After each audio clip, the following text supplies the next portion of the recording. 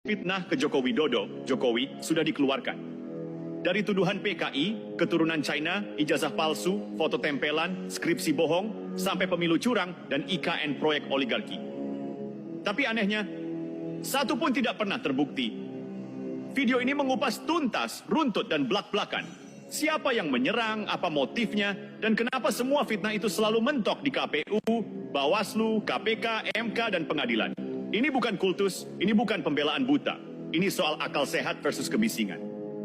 Tonton sampai habis dan jawab jujur, fitnah mana lagi yang mau didustakan kalau semuanya sudah gugur?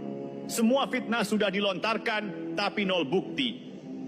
Mari kita mulai dari fakta paling sederhana, yang sering bikin panas, tapi jarang dibahas jujur. Tidak ada tokoh politik di Indonesia pasca reformasi yang difitnah selengkap dan selama Joko Widodo. Lengkap karena semua jenis fitnah sudah dicoba. Lama karena serangannya tidak berhenti sejak 2012 sampai ia purna bakti. Dan ironis karena hasil akhirnya selalu sama, nihil bukti. Ini bukan opini, ini pola. 6 kelompok, 6 motif.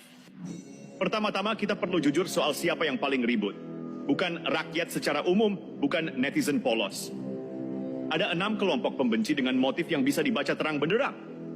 Kelompok pertama, sisa-sisa eks-organisasi terlarang yang sudah dibubarkan negara. Kelompok ini alergi pada stabilitas. Mereka butuh kaos seperti ikan butuh air.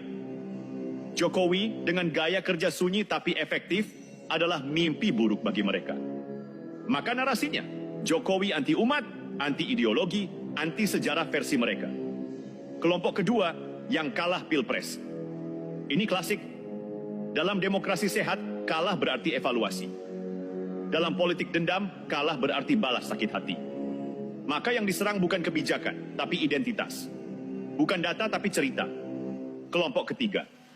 Pihak berkepentingan asing yang tidak diuntungkan oleh kebijakan nasionalisme ekonomi Jokowi. Stop ekspor bahan mentah, ribut.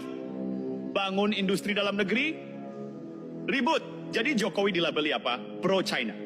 Padahal yang terganggu justru bukan China, tapi mereka yang dulu nyaman mengeruk tanpa aturan. Kelompok keempat, mafia. Mafia tanah, mafia migas, mafia pelabuhan, mafia proyek. Jokowi masuk dengan gaya tukang kayu, bongkar satu-satu. Hasilnya, mereka teriak paling keras karena kepentingannya kepotong. Kelompok kelima, koruptor. Yang ini jelas. KPK tetap jalan, menteri dipecat, pejabat ditangkap. Jokowi bukan malaikat, tapi jelas bukan pelindung maling. Maka serangannya personal, karena secara